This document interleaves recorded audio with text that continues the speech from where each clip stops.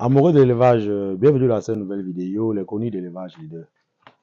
Pour ceux qui nous suivent, nous avons publié une vidéo ici la dernière fois où nous étions à Kapa, à Sousa, dans la ferme d'un de nos partenaires de la diaspora qui a fait des très lourds investissements ici.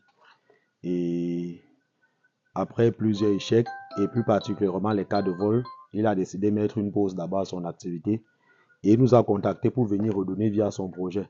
De raison pour laquelle aujourd'hui nous sommes encore sur le site, mais cette fois-ci avec les techniciens maintenant pour voir comment nous allons effectuer les travaux de réaménagement.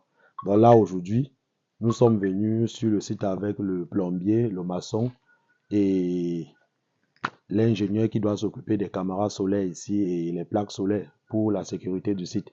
Donc nous allons commencer encore par vous présenter les différentes loges et le plombier lui va un peu expliquer aussi comment il doit faire son travail. Bon, il peut d'abord se présenter puisque c'est lui qui effectue généralement nos travaux. Donc pour ceux qui ont les problèmes de tuyauterie, pipettes et autres installations, poulailler, abreuvoir automatique, tout, vous pouvez contacter Monsieur Marco. Marco, comment allez-vous? Ça va très bien. Voilà. Oui. Donc, tu vas un peu essayer d'expliquer ici comment on va mettre les pipettes. Voilà. Parce que on était en train de réfléchir entre là et là. Donc, toi-même, tu te laisses le temps d'expliquer toi-même. Oui. Voilà, bon, pour des pipettes, quand on voit les loges, on voit l'emplacement Oui. et on essaye d'imaginer comment les bêtes peuvent être positionnées. On trouve mieux que les pipettes soient sur ce mur-ci. Mhm. Et là, on a compté 3 pipettes. Oui, 3 pipettes par Voilà, loge. 3 pipettes par loge. Il y a une pipette qui est un peu plus basse. Oui, Elle est pour les jeunes porcs. des jeunes porcs. Mhm. 30 cm. Oui. Il y aura des 50 cm, les deux autres. Oui. Non, c'est mieux. pour 60, c'est mieux, mais qu'à 60. non, Oui, 60, 60, oui. 60, parce Mhm. que bon, on se dit ça va être plus grand. Oui. Ok. Au niveau des évacuations ici déjà, on a constaté que celui qui a travaillé avant a utilisé les tuyaux un peu très petits. Très réduit. Il faut les gros tuyaux. Maintenant, on va essayer d'évaser la sortie pour que la saleté puisse s'évacuer au niveau de la rigole. Donc, on va évacuer, on va percer pour mettre un tuyau plus évasé. Oui. Bon, je disais, Marco, parce qu'il y a deux systèmes, tu vois, non? Il y a le système qui sort directement comme ça, tu vois. Moi, généralement, j'ai les difficultés avec ce système parce que parfois, les techniciens font mal leur travail. Donc, parfois, il faut venir au niveau du tuyau, trop poussé encore, il rate généralement. Moi, le système où lorsque ça vient comme ça fait un angle droit. Toi, tu vois ça comment? Tu préfères lequel? Non, le système avec angle droit, donc avec un coude qui est dans le sol, c'est bien, mais c'est quand on fait la rigole après le passage des tuyaux. Là maintenant, le tuyau, la rigole est déjà existante. On ne peut plus travailler comme ça. On est obligé de travailler en fonction de la rigole. Donc ça veut dire que ce qu'on va faire ici, c'est qu'il va falloir casser comme on a prévu. On casse. On met maintenant un gros tuyau. De quelle dimension? De 100. Tuyau de 100. Oui. Voilà. Donc moi, je sais toujours, comme la pente vient, je sais toujours qu'il faudrait que les tuyaux là puissent bien absorber. Oui, ça va passer normalement. Là, le tuyau de 100, on le connaît bien, il est bien évasé, il est plus évasé que le tuyau de 63 qui est là présentement. Bon, je voulais encore préciser la raison pour laquelle on a préféré mettre les pipettes de ce côté.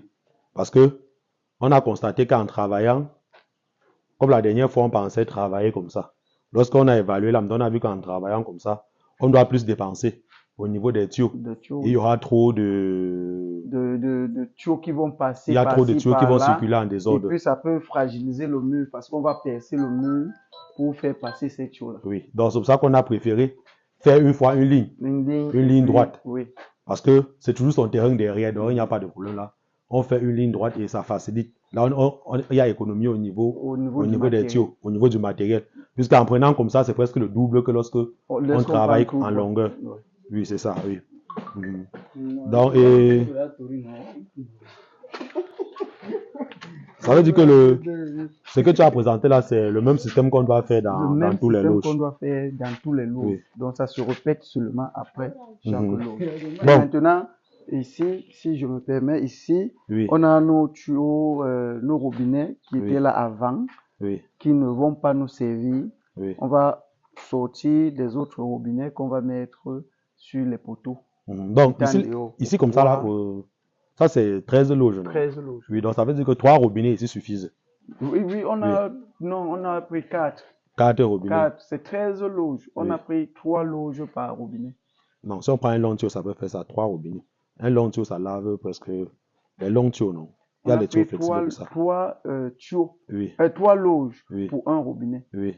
3 loges pour un robinet. Ok, ça évite aussi trop les zigzags de tuyaux. Oui, de tirer le tuyau jusqu'à. Bon, lui maintenant, quand il m'a appelé ce matin, il disait que est-ce qu'on peut. Les évacuations là peuvent sortir comme ça là. Ça sort une fois au fond dans un tuyau. Est-ce que c'est possible?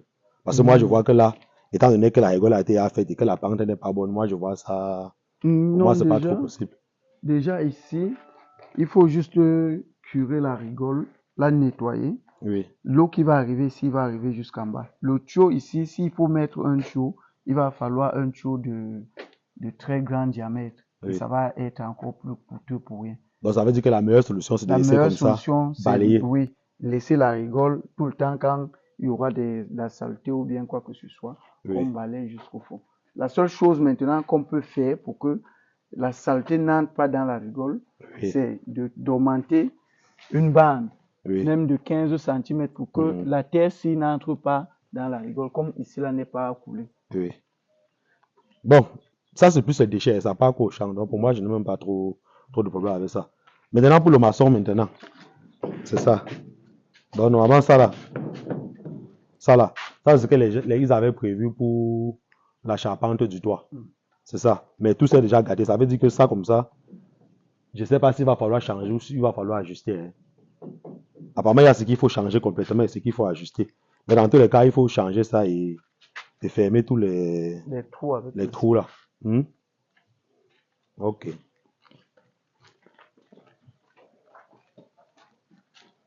Le maçon là. Parce que c'est tous les trous là comme ça qui doit fermer, c'est ça, non? Oui.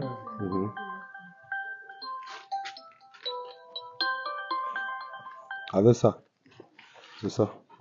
Donc ça veut dire que les lattes comme ça, tu dois ajuster tout ça, changer tout ce qui est pourri et ajuster les autres, oui.